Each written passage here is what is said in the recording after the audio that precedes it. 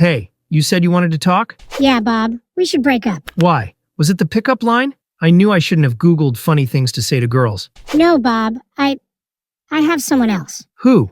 Trevor. Trevor? The guy whose hair looks like melted soft serve at a gas station? But why him? He's got big, What do you mean big? Big what? big bank account. He's rich, Bob. Yo, babe, let's take the Lambo for a spin. Anyway, who is this emotionally unstable NPC? He's my study partner. Let's leave. Day 1. Today you're a human volcano and it's time to erupt. Feel everything. Cry like you're auditioning for a sad montage. Scream into a pillow like it personally offended you. Play that one breakup song. Yes, the one you've looped 23 times already, until your neighbors file a noise complaint. No stoicism, no I'm fine nonsense. This isn't about healing yet. It's about flushing the emotional toxins. Grab a pen and write your ex a letter. Don't send it. This letter's for you, to declutter your soul. By bedtime, you're not healed, but you're lighter. The volcano's still smoking, but the lava's cooling. Day 2. Welcome to Day 2, where we go full Mission Impossible on your digital life. Your phone's a haunted house, and every photo, text, or playlist with their vibe is a ghost. Delete it all. That cute couple selfie? Gone. The good morning texts? Also gone. That playlist you made for their birthday? It's now a Spotify war crime. Delete it. Don't stop at your phone. Unfollow or mute them on social media, but don't block them. For extra flair, change your space. Rearrange your furniture, light a candle that smells like new beginnings, and make your room feel like a fresh crime scene. No traces, just vibes. By tonight, your digital and physical world screams you, not them. Day 3. Here's a plot twist. Your ex wasn't just a person. They were a biochemical habit. Their texts, their laugh, their 2 a.m. memes. It's like your brain's jonesing for a hit of dopamine. Day 3 is about rewiring that addiction. Pick your weakest hour of the day. Maybe it's 10 p.m., when you'd usually FaceTime, or lunch when you'd text. That's now your power hour. Choose one thing: cooking, coding, yoga, or even interpretive dance if you're feeling spicy. Spend that hour learning, practicing, and creating. You're not just distracting yourself, you're redirecting your brain's craving for them into craving progress. By the end of Day 3, you've dodged a spiral and laid the first brick in your new empire. Plus, you might accidentally make a killer stir-fry. Day 4.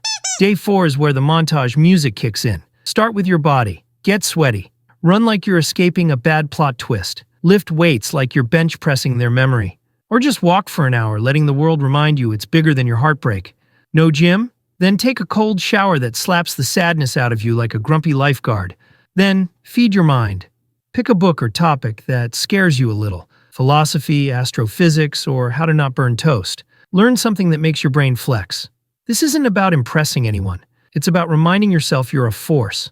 By tonight, you're not just moving, you're evolving. Your ex's name? It's starting to sound like a distant Wi-Fi network you can't connect to. Day 5. Do something radical to embody this reborn you. Dye your hair a color that screams main character energy. Buy a single item, a journal, a ring, a paintbrush, that symbolizes your next chapter. Or go somewhere new, a park, a cafe, a hilltop, and make a vow to yourself: this is where my story begins. Speak it out loud, even if you feel like a dramatic movie protagonist. By tonight, you're not just reclaiming your past, you're inventing your future. This isn't about erasing the breakup. It's about making it the spark that ignited your superhero arc. Day 6. So far, I've shown you how to recover and form the foundation. Day 6 is where you stop drifting and start building. This is the turning point, where pain stops being just pain and starts becoming fuel. You need one mission, one battlefield where your effort compounds. Not something random, but something that aligns with who you could be at your peak. If you crave validation, lean into content creation. Writing, video, storytelling. If it's freedom, dive into skills that monetize independence. Coding, design, copywriting. If it's peace, go inward with music, art, or long walks with your thoughts. Pick one and commit. Not, I'll figure it out later. That's how people stay lost. Today, make a move. Download the tool, sketch the idea, rearrange your desk, create a system. Doesn't matter how messy or small, what matters is forward momentum. This isn't about filling time, it's about forming identity. Because when you give yourself a mission, even your scars start to look like maps. You're not just recovering now, you're designing a life so rich in purpose, your past starts shrinking into background static. Day 7.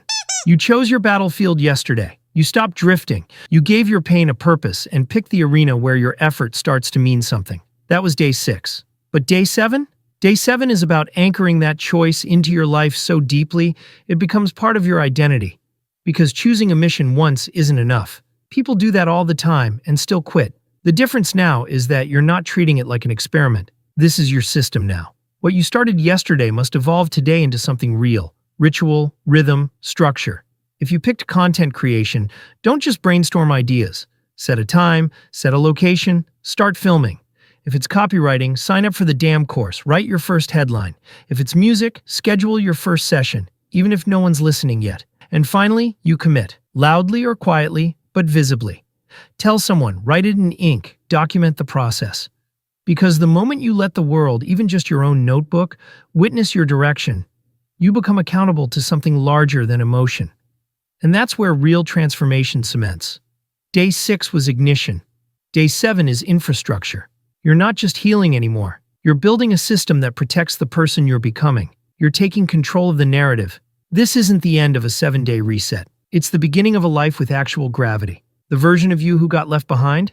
He wouldn't survive in the life you're now creating. Drop the craziest thing your ex ever did in the comments.